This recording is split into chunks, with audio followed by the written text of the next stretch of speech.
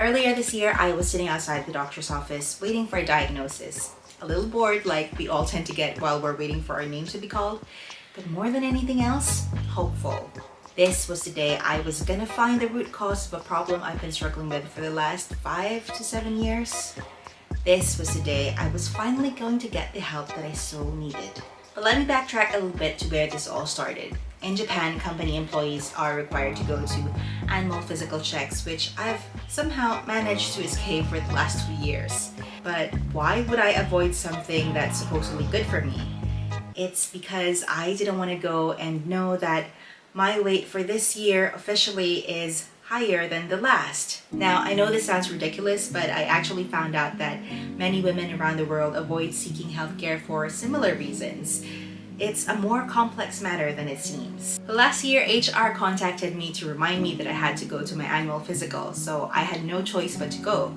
So after starving myself for months on end, I managed to lose 3 kilos, the resulting weight still a little bit higher than what was previously recorded. Isn't it strange that in order to meet health standards, I actually adopted unhealthy measures, which I could have avoided, and that's even the stranger thing. I knew that they were unhealthy for me, but I felt like I had no choice. In any case, I went to my physical checkup, and for the most part, things went smoothly thanks to the very helpful staff.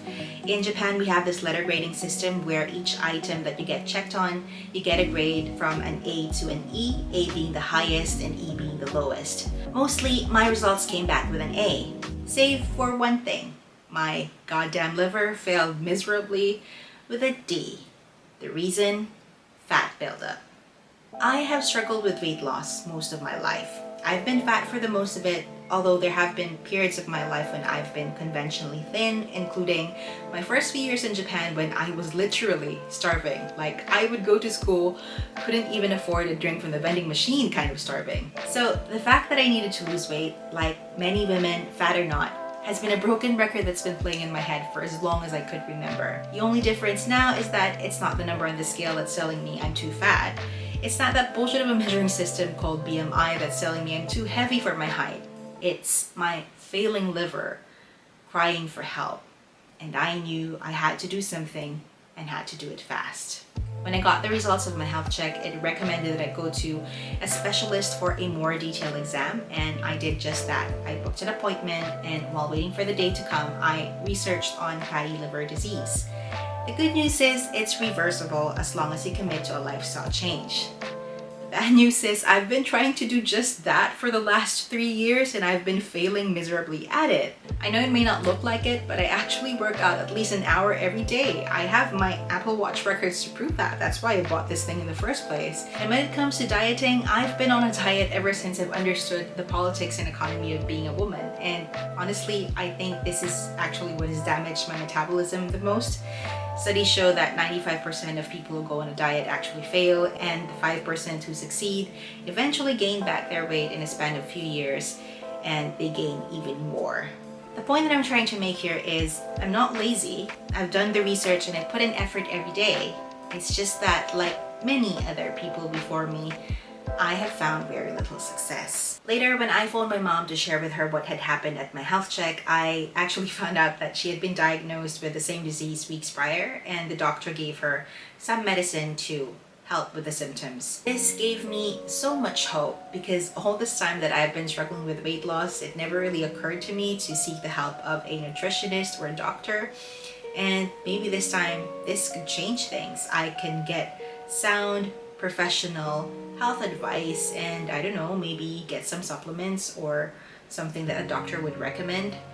I know from research that there's no medicine for fatty liver disease. There's really only lifestyle change that you have to do, but just that professional advice from an actual doctor instead of the internet would probably change a lot of things. At least that's what I hoped. Which brings me back to the beginning of my story, where I was sitting outside the doctor's office, a little bit nervous, but armed with that blinding, foolish hope. So when the doctor called my name, I went in, sat down, and eagerly listened. The first thing that he told me was that I didn't just have fatty liver disease, I actually have NASH, which is a more severe form.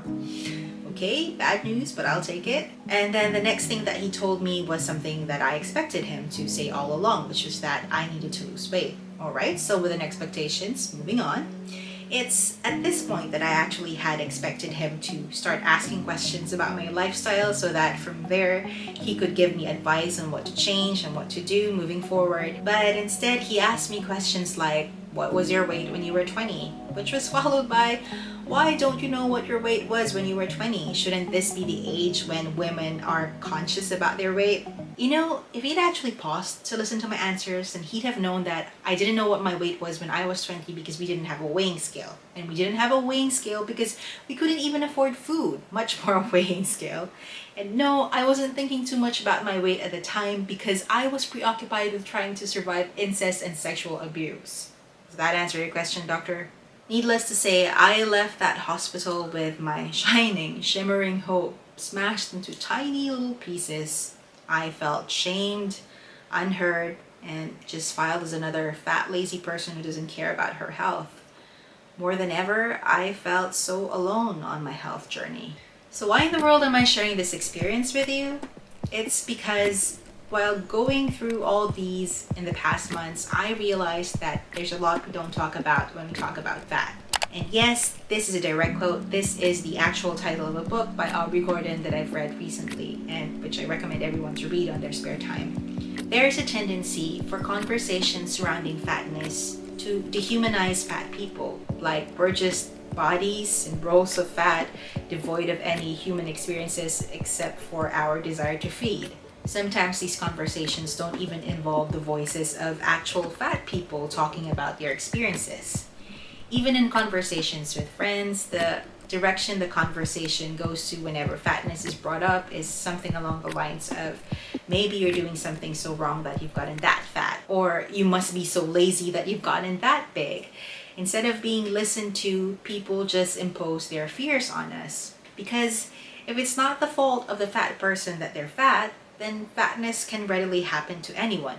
And that's a far scarier thought. Which is why I'm in front of a camera sharing my experiences as a fat person. I'm on a journey to get my liver back into a healthy state, and doing so requires weight loss. But I'm not here to glorify numbers on a scale or diet plans that sometimes just promote disordered eating. I'm here instead to talk about fatness and the way it impacts our lives, the way it shapes prejudice, and the way prejudice bleeds through different aspects of living. When I read Aubrey Gordon's book, I became aware of my own fat-phobic tendencies, which is ironic because I'm fat myself, but it happens, and that really impacted my way of thinking. But unlike Aubrey Gordon, I don't really have the answers. I'm just navigating these concepts and ideas and sharing them with you as I go along, which hopefully you would find helpful one way or another. So yes, this is me saying that there will be more Fat in Japan content thrown into the mix of Tokyo Past Food videos. Some of you may find it uncomfortable. Some people who stumble upon these videos may even attack me for it. But even with that, I still think it's worth making. And now I'm not really sure how to end this, so I'll just say, until the next fat video, this has been Fat Mizhelle. I'll see you in the next one. Take care of your liver, guys. Bye!